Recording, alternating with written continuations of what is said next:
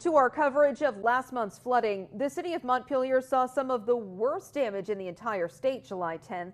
And for the second time, neighbors and state and city leaders discuss how to best move forward. ABC 22's Josh Morrill now live at the State House with more on the Flood Recovery Forum. Hi, Josh.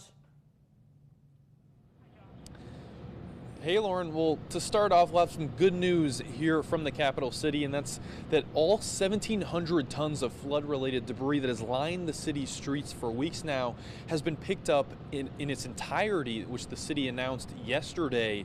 But many that attended the forum here at the State House tonight say that they're still looking for answers in terms of the city's future and the resiliency going forward, and many say that the city might not even be the same after this. The City of Montpelier, in collaboration with Montpelier Alive and the Montpelier Foundation, hosting hundreds that huddled into Vermont's House chamber, collaborating on answers for their struggling community. In order for that to happen, we had to be open to change. Divvied up into 9 separate discussions, there was an emphasis on an array of issues spanning immediate downtown aid to public health. Enliven the street maybe on a program basis for as long as the weather holds out, and as long as you can be resilient to that, to get people on the street doing business and commerce. Quantifying the cost of the flooding and long-term financial resiliency are other steps attendees addressed. But in the short term, businesses say they have had issues receiving state grants. We just don't know where we stand, and it's I don't think it's been a month yet, but it's probably been 20 days, and we're getting no feedback. Leaders say continuing to leverage existing systems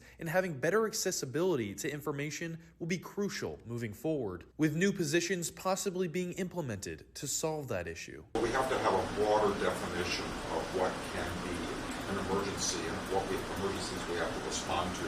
And therefore, it's identifying people within the neighborhood who are willing to take on leadership, support them, train them, and then have them doing the outreach. Connect to existing members of the city government and mobilize them in a different way. And reimagining where existing infrastructure in the state's capital should move was on the table.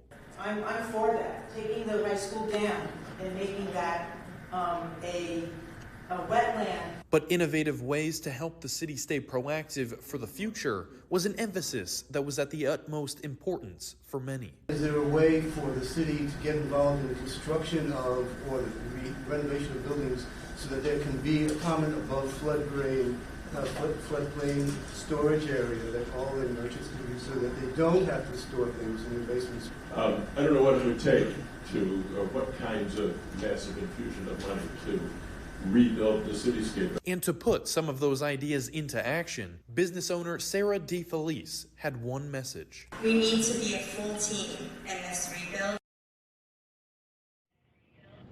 And the third and last meeting in this recovery series will be here at the State House on September 7th, and the emphasis in that meeting will be on action plans and putting a lot of the plans that have been discussed at the prior 2 meetings into action.